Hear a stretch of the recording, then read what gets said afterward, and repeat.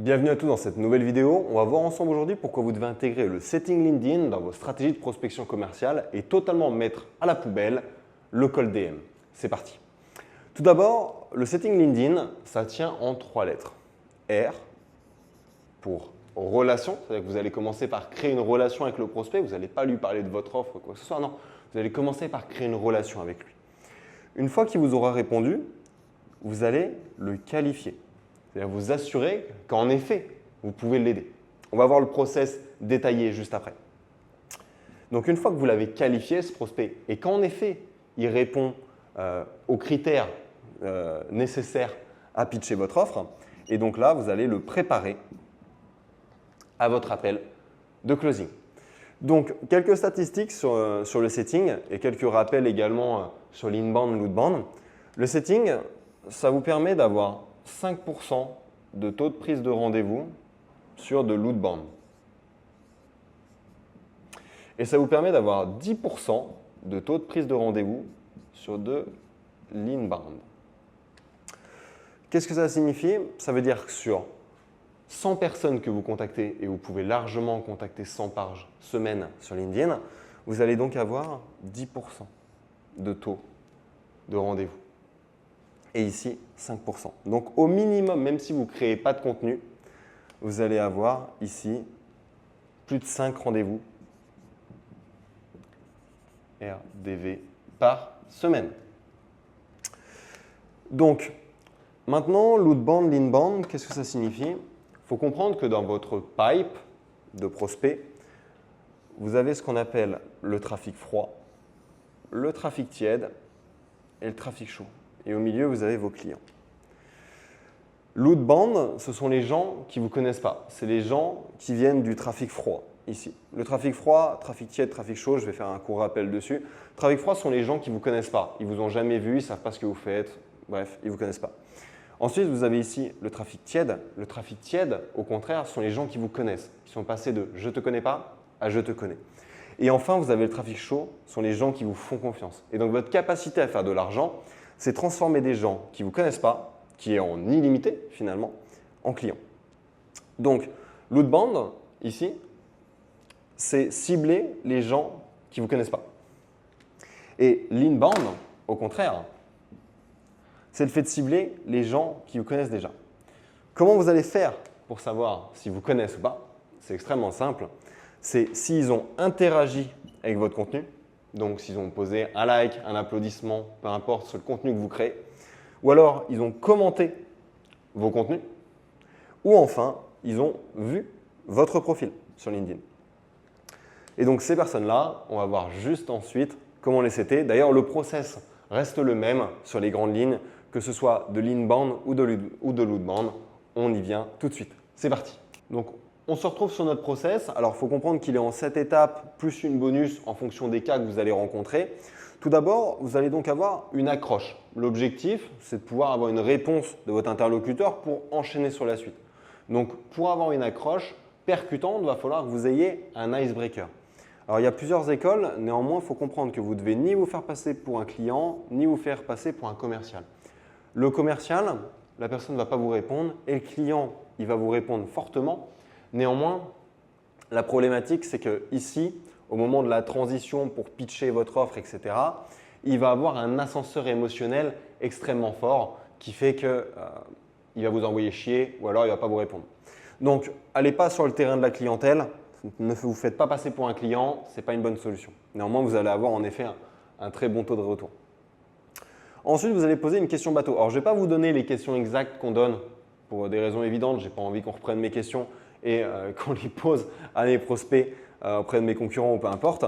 Néanmoins, il y a une méthode assez simple. Donc, c'est de poser une question bateau du style, nous, on va poser une question sur la taille. Ça peut être d'autres questions. Néanmoins, une question sur la taille de l'entreprise et poster un cadre. Un cadre, c'est juste pour bien comprendre, juste par curiosité, pour bien situer. Bref, c'est pour éviter que la personne nous pose la question « Pourquoi tu me poses cette question ?» Tout simplement. Pourquoi ça t'intéresse? Qu'est-ce que tu en as à faire? Voilà. Ça nous évite qu'il nous pose cette question en retour. Donc, après la question bateau, vous allez poser une question de qualification. Donc nous, dans notre cas, ça va être demandé, par exemple, quel est votre chiffre d'affaires. On ne va pas la poser comme ça la question, néanmoins, quel est votre chiffre d'affaires et également poser un cadre, juste pour bien comprendre dans quel step de croissance vous êtes, quel est votre niveau de chiffre d'affaires. Bref, vous allez poser ici une question de qualification liée à votre service, bien évidemment, qualifier le prospect s'il correspond bien au prospect que vous attendez finalement et suivi d'un cadre. Ensuite, vous allez poser une question de transition. Alors, une question de transition, qu'est-ce que c'est?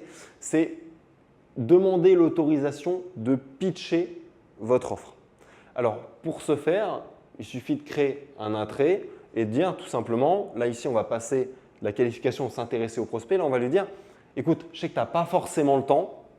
Je sais que nous, par exemple, la partie accompagnement chez Click peut être floue vue de l'extérieur.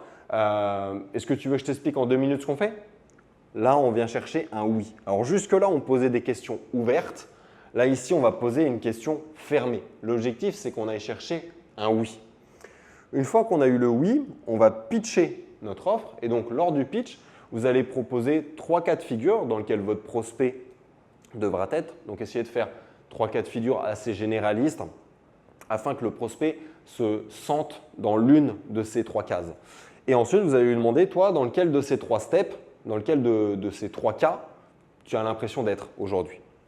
Et donc, en fait, derrière, s'il est dans l'un des 3 cas, vous allez l'envoyer vers un rendez-vous en disant une phrase du style « Ok, ça marche, j'ai vraiment l'impression que ce serait pertinent qu'on échange.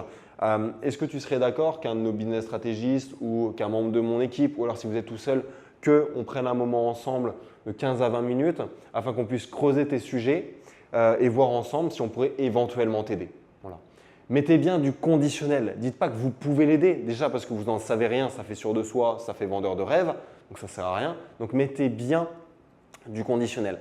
Et à la fin, vous pouvez baisser la pression commerciale en disant juste un premier échange, rien d'engageant. Et enfin, vous allez lui envoyer vos créneaux de disponibilité. Donc, vous envoyez 2 créneaux. Vous les écrivez, hein, vous n'envoyez pas votre Calendly. On va voir ça après. Enfin, votre Calendly ou votre calendrier, ce que vous voulez. Et vous allez donc valider le rendez-vous en envoyant l'invitation vous-même. Donc, vous allez recueillir les informations du prospect et ensuite lui envoyer l'invitation. Pourquoi vous n'envoyez pas votre calendrier directement? Et on va le voir après dans quel cas vous allez l'envoyer. Tout simplement parce que ça fait impersonnel. Ça fait genre d'accord, on a discuté, tu balances le calendrier et maintenant prends rendez-vous tout seul. Ça vient casser un petit peu tout le travail que vous avez fait avant. Ensuite, si la personne, parce que ça arrive régulièrement, mine de rien, qu'il manque soit un mail, soit un numéro de téléphone, bref, vous n'avez pas toutes les informations pour prendre rendez-vous à la place de votre prospect. Dans ce cas-là, vous pouvez tout simplement lui envoyer votre calendrier. Je mets J+3, généralement on l'envoie 3 jours après. Donc moi je vous suggère le calendrier iClose.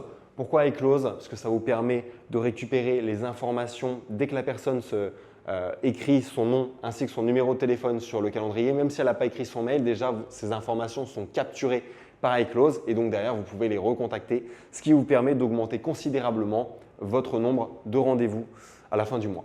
Maintenant, si vous êtes un coach, un freelance ou un propriétaire d'agence et vous souhaitez scaler votre activité, alors réservez un appel de consulting offert directement en description de cette vidéo. On va analyser ensemble votre business et vous proposer un plan d'action concret en 120 jours applicable avec ou sans nous pour scaler votre activité. C'était Julien, je vous dis à la prochaine. Ciao.